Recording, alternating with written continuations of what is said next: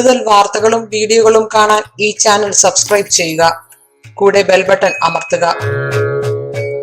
നമസ്കാരം. ഏഷ്യാനെറ്റ് ടിവിയുടെ എപ്പിസോഡിലേക്ക് എല്ലാ മന്യപ്രേക്ഷകർക്കും സ്നേഹം നിറഞ്ഞ ഹൃദയം നിറഞ്ഞ സ്വാഗതം. ഇന്നത്തെ നമ്മുടെ വിഷയം എന്ന് പറഞ്ഞു കഴിഞ്ഞാൽ വളരെ രസകരമായ വിഷയമാണ്.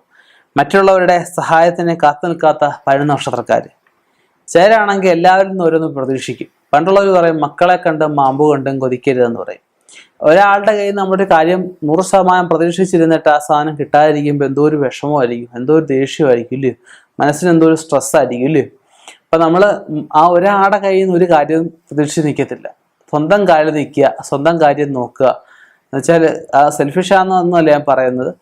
ഒരാളുടെ കയ്യിൽ നിന്ന് കിട്ടിയാൽ കൊള്ളാത്രേ ഉള്ളൂ. അല്ലാതെ ഒരാളുടെ പ്രതീക്ഷിക്കാതെ സ്വന്തം കാര്യത്തിൽ സ്വന്തമായിട്ട് കഷ്ടപ്പെടുന്ന, ആരിൽ നിന്നും പ്രതീക്ഷിക്കാതെ അവരെ സ്നേഹിക്കുക, അവരെ സഹായിക്കുക ചെയ്യുന്ന, അതൊക്കെ ഉദ്ദേശിക്കാം.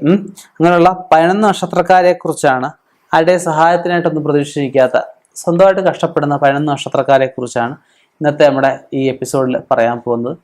ഇതിൽ ഞാൻ നേരത്തെ പറഞ്ഞിട്ടുണ്ട്, പഞ്ചാംഗം, ജ്യോതിഷ നിഘണ്ടു, ജ്യോതിഷ ബാലപാഠം, അതുപോലെ തന്നെ പ്രശ്നമാർഗം, ഹോരാശാസ്ത്രം, ജ്യോതിഷ ദീപമാല, ഇങ്ങനെയുള്ള പല പുസ്തകങ്ങളുടെ വെളിച്ചത്തിലാണ് ഈ ഫലങ്ങളെ ഞാനിവിടെ പറയുന്നത്. ഇതിൽ ഈ പറഞ്ഞ പോലെ തന്നെ സെൽഫിഷായിട്ടുള്ളവരും ഈ പറഞ്ഞ പോലെ തന്നെ സ്വന്തം കാര്യം നോക്കുന്നതിലും ഒക്കെ ഉണ്ടാവും, ഇല്ലെന്ന് ഞാൻ പറയുന്നില്ല. അപ്പോൾ കൂടുതലായിട്ട് ഇതിനെപ്പറ്റി അറിയണമെങ്കിൽ ജാതകം ഒരാൾ ജനിക്കുന്ന സമയത്ത് 12 രാശിയിൽ 9 ഗ്രഹങ്ങൾ നിൽക്കുന്ന അവസ്ഥ നോക്കെങ്കിലേ പറയാൻ പറ്റും. അത് നമുക്ക് അങ്ങനെ ആരെങ്കിലും കൂടുതലായിട്ട് അറിയണം താല്പര്യം ഉണ്ടെങ്കിൽ ഈ പറഞ്ഞ പോലെ നല്ലൊരു ജ്യോത്സ്യനെ കണ്ട് കാര്യങ്ങളൊക്കെ ഒന്ന് ചോദിക്കുക. നമുക്ക് ആ നാളുകളിലേക്കൊന്ന് കടക്കാം. അശ്വതി, രോഹിണി, തിരുവാതിര, പൂയം, മകം, പൂരം, അത്തം, വിശാഖം, പൂരാടം, അവിട്ടം, രേവതി. ഈ നക്ഷത്രക്കാരൊന്നും അധികം ആരെയും പ്രതീക്ഷിച്ച് അവർ വന്നിരുന്നേ കൊള്ളാം, അല്ലെ ഇവർ തന്നിരുന്നേ കൊള്ളായിരുന്നു, അവരിന്നത് തരാമെന്ന് പറഞ്ഞില്ല, ഇപ്പത്ത് കിട്ടുമായിരിക്കും, ഇപ്പം തരുമായിരിക്കും, ഇങ്ങനെയൊന്നും പ്രതീക്ഷിച്ച് നിൽക്കത്തില്ല. അങ്ങനെ പ്രതീക്ഷിച്ച് കഴിഞ്ഞ് വിഷമം ഉണ്ടായി കഴിയേണ്ട കാര്യമുണ്ടോ?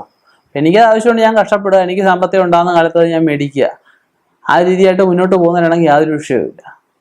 അപ്പം ഈ പറഞ്ഞ പെടാത്ത ബാക്കി നക്ഷത്രക്കാരുണ്ട്, അവർക്കും ഈ സ്വഭാവം ഉള്ളവരൊക്കെ ഉണ്ടാവും. ഇനി പറഞ്ഞ പോലെ അതിൻ്റെ ജാതകം കൂടി പരിശോധിക്കുക. ഇനിയും ഇതുപോലെയുള്ള വ്യത്യസ്തമായ വിഷയങ്ങളുമായി കണ്ടുമുട്ടാം. നിർത്തുന്നു. നന്ദി, നമസ്കാരം.